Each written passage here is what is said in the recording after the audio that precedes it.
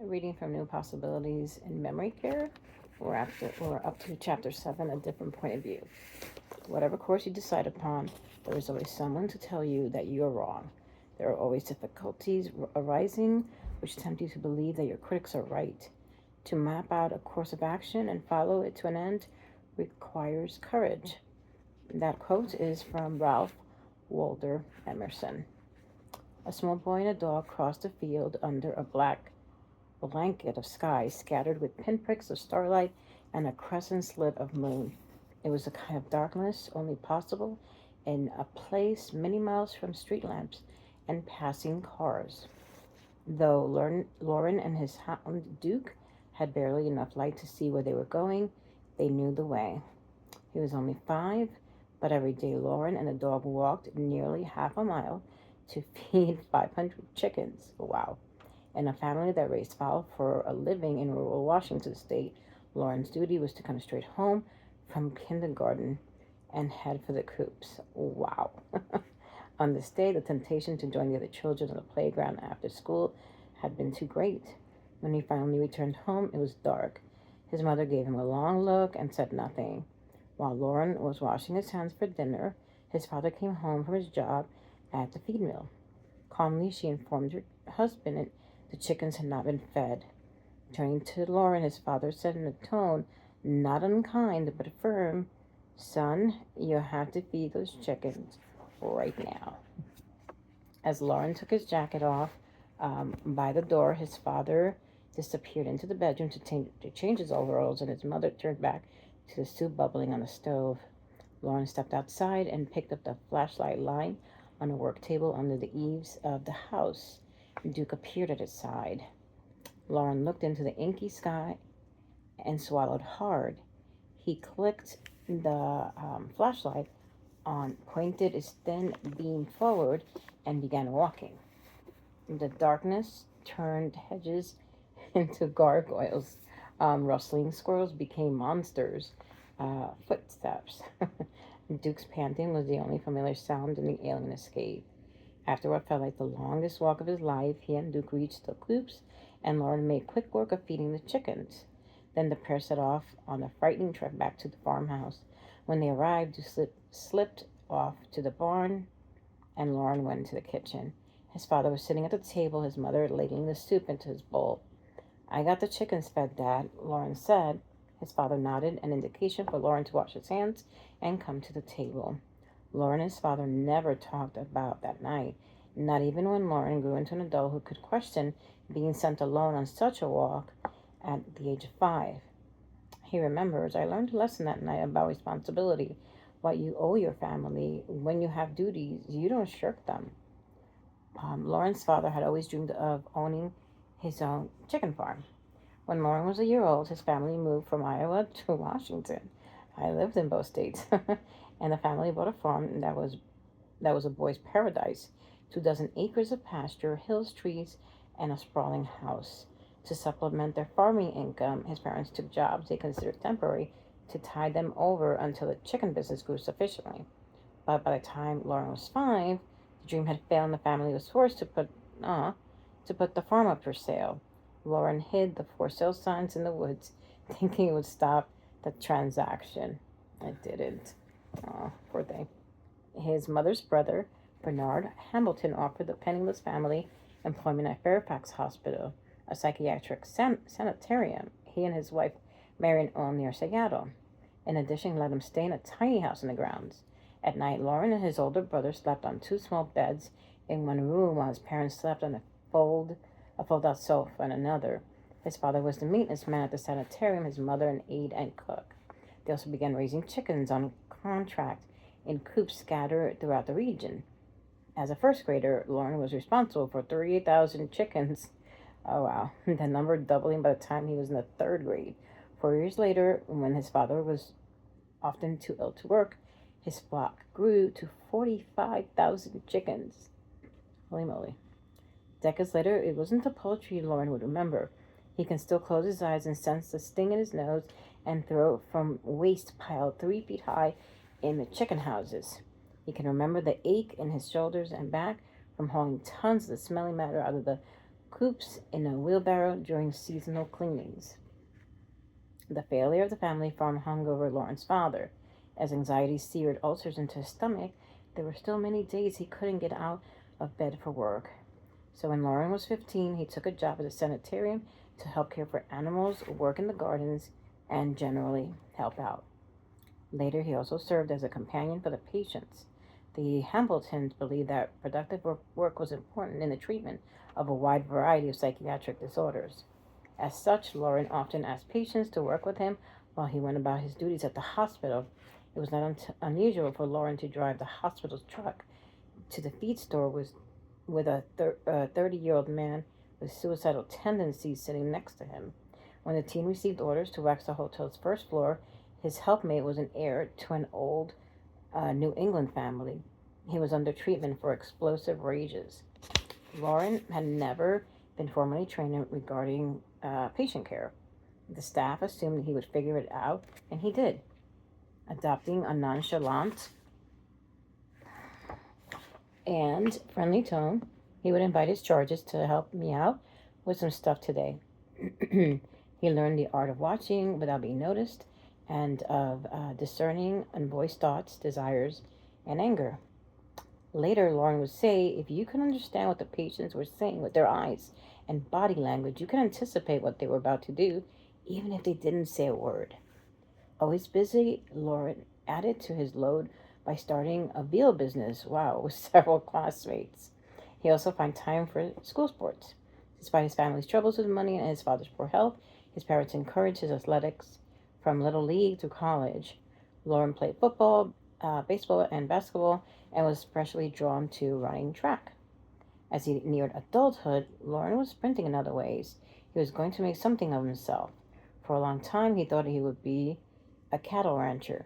Throwing himself into this endeavor, he worked hard during summers at a nearby ranch and immersed himself in anything he could read on the subject. By the end of high school, however, farmers in the areas were struggling to survive, an ominous harbinger for even the most ambitious rancher. He read that starting a cattle ranch required a $500,000 investment. No matter how many hours he worked at his various jobs, reaching that amount appeared impossible. When his uncle suggested using his experience at the sanitarium as a basis for a career as a psychiatric hospital administrator, Lauren found his advice. He pursued a business degree, first at a community college and then at the University of Washington, all the while working as many as 40 hours a week at Fairfax Hospital. That's a lot. Further, he bought out his friend's interest in the veal business, shouldering the entire workload, and started raising purebred Black Angus cattle. When Lauren was a junior at the University in 1972, the Hambletons retired, selling Fairfax Hospital to CPC, which is Community Psychiatric Centers, a company that operates psychiatric hospitals in several states. A variety of corporate brass with the firm visited Fairfax Hospital during the transition to the new ownership. Lauren had the job of picking up the executives at the airport. At the wheel one day, he told the CEO that he planned a career in psychiatric hospital administration. The CEO offered Lauren a position as an assistant administrator at one of its California hospitals when he graduated. A year later, Lauren arrived at CPC's headquarters for the administration training program. When a vice president emerged from a corner office and told Lauren he was being sent to the purchasing department, Lauren refused to be reassigned. After a tense standoff, the executive yielded, and Lauren rejoined the training program alongside two new hires who were 15 years older and had previous administration experience. Several weeks into the course, he was given the job. The other two could not keep up with him. Good for him. Lauren was only 22 years old, fresh-faced and lean, and many made the mistake of assuming he was the overgrown kid he appeared to be. However, after 6 months as an assistant administrator, Lauren was promoted to an administrator's position at a large CPC hospital. There he was tested in an environment riddled with operational and procedural problems. Lauren took the helm and the problems were resolved. Because of the success in that assignment, Lauren was dispatched to lead the CPC hospitals with the worst records. Patient numbers falling, staff members ignoring procedures, and the adolescent patients out of control. Invariably, he turned the facilities around. At first, hospital staffs would doubt me, Lauren said years later, but I've always had the gift of a command presence. When I was growing up, I did well with bulls. When you have a big animal like that, you need to be able to handle it, or it's going to handle you. Once I got the cooperation of the staff, they began to understand how my method worked. People who knew Lauren during his career at CPC described him tactfully as probably more hard-nosed and aggressive in his focus than he is now. Likely, those hospital staffers never met anyone who worked the way Lauren did. He grew up never having a day off. It was no different now. When Lauren took on a new hospital, he slept there most nights before relocating his family to the area. He lived alongside the patients the same way he had at Fairfax Hospital. Schizophrenics, the profoundly depressed, the phobia-ridden, they were his fellow residents. So were elders with ebbing memories and unpredictable moods. He never considered that psychiatric patients were anything other than human beings who happened to have illnesses of the mind. His purpose in living among them went beyond bringing the hospital in line with CPC's rulebook. He was there to raise the facility to be the best of care. Lauren did not stop running during his years with CPC. Once he fixed the problem assigned to him, filling the time with more work was natural. He developed new programs in marketing and patient care, and he attended independent study graduate programs in hospital administration. At the University of Saskatchewan in Saskatoon, Lauren studied the intricacies of Canada's healthcare system. No wonder I can. I'm having a meltdown with pronunciation. It's in Canada. At the University of Minnesota, he taught himself the ins and outs of property acquisition and hospital development. Side note here says vascular dementia is widely considered the second most common type of dementia. All the while, Lauren was pushing CPC's brass to expand the company. Ultimately, Lauren charged all the way to the top of the corporate ladder and became president and chief operating officer of CPC's worldwide operations. When Lauren first joined CPC, the firm had 6 mental health hospitals. By the end of Lauren's 20-year term, it was operating 50 psychiatric hospitals, over 100 renal dialysis units, and a subacute medical surgical hospital business.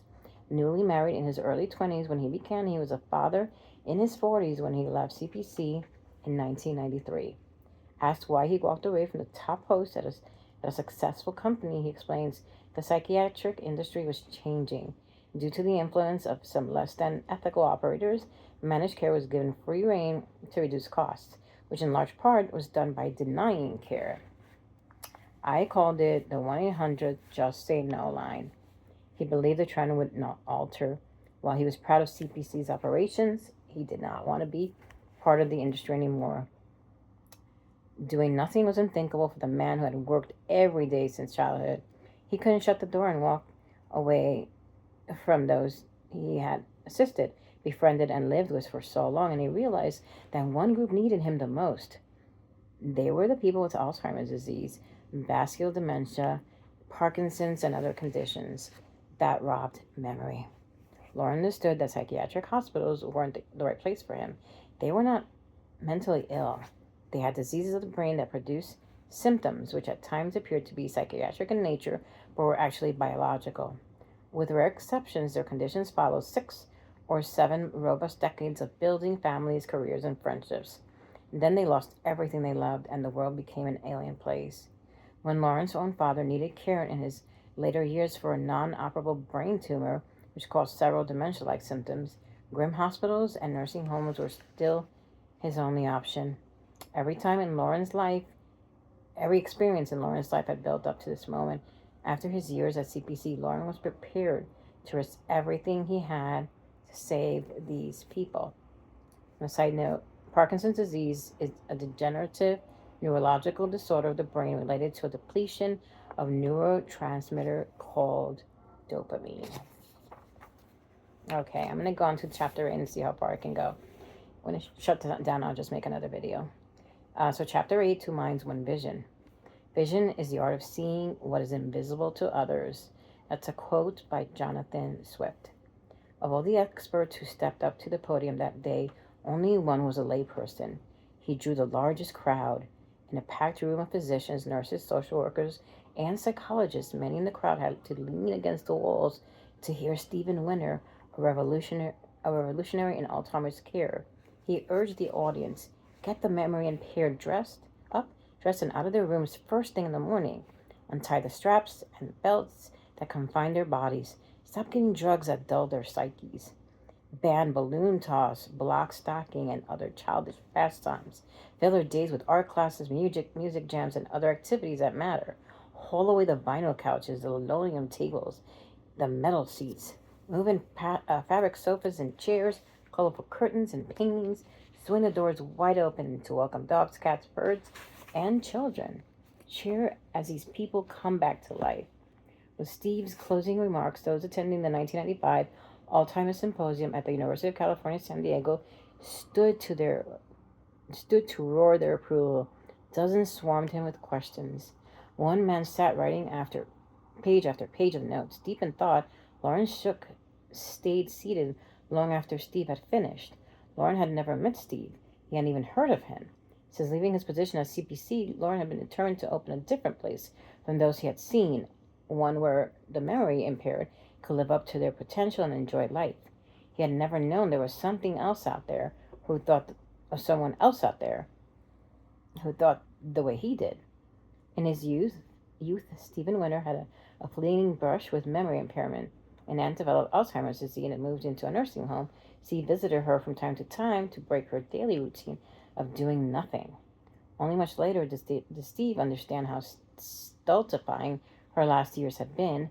The realization troubled him. Steve entered the University of Maryland, applying to major in business. Soon after the school year began, he found a part-time job to help pay college expenses. The position as caregiver in a group home for the mentally disabled required him to work weekends, sleeping at the group home on Friday and Saturday nights. Weekdays would be free to study and attend classes. His first evening on the job, Steve made sure all the residents had turned in, and then he retired to the staff bedroom. In the early hours of the morning, he was jolted awake by a loud conversation coming from the living room. As the vehement voices rose and fell, Steve pulled on his bathrobe and padded down the steps to find out why so many residents were up so early. When I walked into the room, I discovered just one person was there. Steve recalled he was talking in 8 different voices. Not having been trained how to handle such a situation, he took a deep breath and went with instinct. Come on, William, he said gently. It's really time for you to be asleep. William nodded, stood up from the sofa, and allowed Steve to walk him back upstairs to his room. The experience got Steve off to an awkward start. For the first few weeks, he was uncomfortable around the residents. Gradually, as he lived among them and heard their life stories, he began knowing them as individuals. Lois, for example, had only stubble on her scalp when she moved into the group home. She had been exiled as a child to a large state-run institution where it was standard practice to shave everyone's head, but she was also forcibly sterilized during her teen years, destroying forever her dream of having a family. Steve never forgot how Lois talked about this trauma, how she alternately sobbed and raged over it, as would any woman grieving and struggling to come to terms with personal tragedy. Her mental disability did not make her less female, less human, or less susceptible to pain. Over the next few years, Stephen watched Lois blossom in the group home setting. She grew her hair to her shoulders. Later, she got a job, moved into an apartment, fell in love, and married. Stephen discovered that he was drawn to the people of the group home. He connected with their dreams, thoughts, and talents. Further, he was able to help them to carve their places in the world and to build lives filled with purpose and pleasure. Discarding business as a career, Steve declared his major in behavioral psychology. Graduating from college, Steve turned his passion into his career. He landed a position directing programs for the developmentally disabled in Virginia. At the same time, he began studying for a master's degree in rehabilitative counseling. He started his coursework with a 2-week session on normalization at Syracuse University, led by one of its pioneers, Dr. Wolfensberger. In that setting, Stephen began to consider a wider text what he had learned at the group home.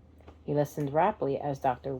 Wolfensberger and other professors explain how society can identify particular groups of people as apart from the norm, and how placing less value on them can lead to humiliation, mistreatment, and deprivation of rights up to and including the right to live. Decades later, Steve says understanding how social and political practices can deny the validity of individuals changed me in a fundamental way. As part of his studies, he visited large state institutions for the mentally handicapped to collect research for Dr. Wolfensberger. Lowenz and other residents at the group home had told Steve about these places. In fact, many of his residents had come from these institutions as part of an early wave in the movement to bring the mentally handicapped into the mainstream of life. Hearing about them did not surprise him for seeing them. They were horror shows. Long afterwards, what he witnessed remained sharp in his memory. The staff would unlock big, heavy doors, and you would walk through into the wards. You would find people half naked, sometimes sitting in their feces. They would be crying, yelling, rocking, and no one was paying any attention. I was in shock that human beings could be treated this way. The normalization of theory of Bagne-Nergy and Wolfensberger became Steve's holy grail. Living in his group home, he regarded his residents and individuals with worth, not as social outcasts, but he understood the continuing peril they would be in until society as a whole embraced them. In 1980, Steve moved to Southern California, where he became program director for the developmentally disabled and psychiatric wings of Georgian Court, a private healthcare facility. Years later, when Georgian Court changed hands, the new owners converted it to a geriatric care center. Steve never planned to work in geriatrics, but he stayed on at the Gregorian Court while he searched for a job in rehabilitation for the mentally disabled. It was difficult. He recalled that how the new management of the Georgian Court cared for its residents. They were kept clean and fed, their medications were given as needed, but the staff barely knew their names, let alone anything about them as individuals. The patients spent their days tied into wheelchairs, lining Georgian Court's hallways, backs to the wall and eyes looking blankly into space. Couldn't we at least turn the wheelchairs so that people face each other, so they have eye contact, maybe even talk to each other? Stephen asked at management meeting. The executives blinked, baffled. Their puzzlement soon turned to invitation as the young interloper offered more ideas in subsequent gatherings. After 6 months, Steve left Georgian Court to direct a large organization of residences and rehabilitation programs for the mentally disabled. 3 years later, and the work he thought he would never do again tapped him on the shoulder. The previous owner at Georgian Court was on the phone. He now worked for a company planning to convert a skilled nursing facility into a residence dedicated to Alzheimer's care. Called Parkside Special Care Center, it would be the first of its kind in Southern California. If Steve were interested in becoming an administrator, the company would pay for him to visit the best Alzheimer's care centers around the country. He would then be free to design his own program for Parkside. At first, Steve dismissed the idea. The career he had trained for was working with the developmentally disabled. Still, he had trouble putting the offer out of his mind. He always regretted his powerlessness to help the elderly residents he left behind at Georgian Court. This call out of the blue was a chance to make things right, if not for the people at Georgian Court, then at least for the others facing a similar plight. He took the job. When Steve embarked on his first round of visits to Alzheimer's care facilities across the United States, he assumed he would return with pages of notes and practices to emulate, but his notepad remained empty. In all the facilities he visited, he might as well have been walking the halls of Georgian Court all over again. He saw the same rows of wheelchairs along hallways, the same lifeless stares by seniors lost in inactivity and anonymity. If these places were the gold standard in memory care, things were going to have to change. So far, Steve's field of developmental disability care was the only one using the principles of normalization, but Steve was convinced it would serve equally well in Alzheimer's care. After all, the memory impaired who were confined to nursing homes lost their social status just as the mentally disabled did, and they were exiled from the normality of the rest of the world, which considered them less than human. Steve set out to transform care for the memory impaired by restoring their normal. Parkside Special Care Centers had tile floors, vinyl-covered furniture bolted to the floor, employees in white uniform, and countless televisions blaring nonstop in front of motionless residents. If Steve were to reshape Parkside to his own vision of normalization, everything about the place would need to change, including the attitudes of the staff. The key to transforming Parkside would be having everyone on the same page. They needed to understand this was not a warehouse for the memory impaired, it was their home. So when Steve arrived at Parkside for his first day on the job, his golden retriever Jasper was at his side because there's nothing more normal than having a dog around the house. While pet therapy would become an accepted practice in senior care in subsequent decades, it was unheard of the day Jasper trotted through the front hallway. Animals were considered a sanitation hazard, which could raise the eyebrows of state inspectors sky high. But in the interests of those in his care, he was more immediately concerned about the staff. Side note, several studies have shown health benefits of people's interaction with pets, both mentally and physically. The pets at Silverado communities offer unconditional love of all residents. That's awesome. Lori had been working in Parkside Medical Records Department for 2 years before Steve arrived. He had a totally different vision of what Parkside should be, and we took his changes as an insult to our work, she said. In meeting after meeting, Steve laid out his ideas to the incredulous employees. The floors would be redone in a pattern the residents could follow to encourage them to walk. Colorful wallpaper, plush furniture, and leafy plants would turn the atmosphere from clinical to inviting. More dogs and cats would join Jasper along with tanks of fish and cages of birds. Further, staff would keep the office doors open. If residents wander in, invite them to sit down, Steve said. Your office is a room in their home. They have as much right to go there as you do. Residents would wear regular clothing during the day rather than bathrobes and slippers. We will need to call their families and ask them to bring in more clothes. All beds will be made by 9:30 a.m. because it's not normal to leave a bed unmade until the afternoon. Yeah, I'll make my bed. Steve would pitch in to help so should the other managers if it looked like the deadline might not be met. And unless the residents are choosing to watch television, we'll turn the TVs off and get people involved in something meaningful. Steve's changes alarmed Pat, the activities director. She had trained diligently for her work, and she prided herself on it. Seeing she was upset, Steve sat down with her for a private conversation. Pat, think about what you'd like to do with your friends. When you get together, do you toss balloons? Do you stack blocks? Do you look at calendars and remind each other what the date is? It may be a well-intentioned effort to reorient the memory impaired to reality, but it simply causes confusion and stress. And how important is it that any of us knows today's date? She was silent for a few minutes. She had to admit it made sense, but it contradicted everything she had been taught. When Steve asked Pat to design the new engagement program, the prospect terrified her. I resigned 3 times in the first 6 months, but Steve always told me I couldn't leave, that the residents needed me, that he needed me. Soon Parkside began to offer a program of activities unprecedented for those with memory impairment. Groups formed for residents to enjoy music, art, travel, and movies. Male residents were invited to put on ties and take part in men's clubs. Steve used his own money to buy ties for men who didn't have them. Many employees left. Those who stayed discovered new meaning in their work. Lori, the medical records staffer, said, when I finally grasped what Steve was doing, I had more enthusiasm. Before, the people at Parkside were patients, not individuals I could get to know. I saw that when you give them the opportunity to engage more, they do. Each day brought a gratifying surprise. Staff members learned that many residents considered incontinent were not. They required assistance getting to the restroom, and they might not have had the verbal skills to ask for help, but they communicated their need through body language. Once staff identified its meaning, it was easy to understand and to escort them to the bathroom when needed. Liberation from the humiliation of incontinence was a powerful tonic for these residents. Steve constantly had to convince state inspectors that Parkside wasn't breaking rules, it was setting new standards of care. In less than a year, Parkside was transformed from a nursing home like any other into a sought-after establishment where families actually wanted their loved ones to reside.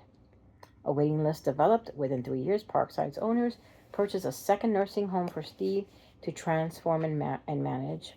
Suddenly, Alzheimer's care experts from around the country wanted to see this revolution for themselves. Conference organizers sought Steve as a speaker. He appeared at the White House Conference on Aging. By the time Steve stepped up to the podium at the Alzheimer's Symposium in San Diego, he had been leading this movement for a decade.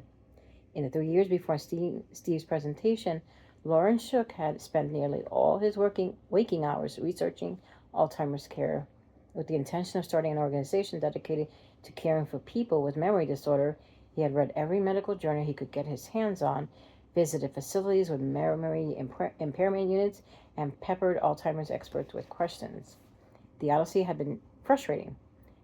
Touted nursing homes turned out to be nothing more than the usual stinky warehouse-like places where the managers counted on the P's on residents, P-A-S, on residents' plates to make sure they weren't exceeding their budgets. He wanted to liberate the memory impaired from this, not condemn them to this. For too long, Alzheimer's patients have been written off as afflicted, incapacitated cases without hope. Lauren knew them as people with interests, desires, and potential. To help with the complex financial and real estate issues involved in launching the company and vision, Lauren had enlisted longtime CPC colleague Jim Smith. Both men knew the organization would only come to life the way they envisioned if they could find the right person to lead the resident care, someone who would smile in agreement when Lauren talked about providing meaningful lives to people with memory impairment. So far, everyone that had interviewed had looked puzzled at best and aghast at worst when Lauren described his plans.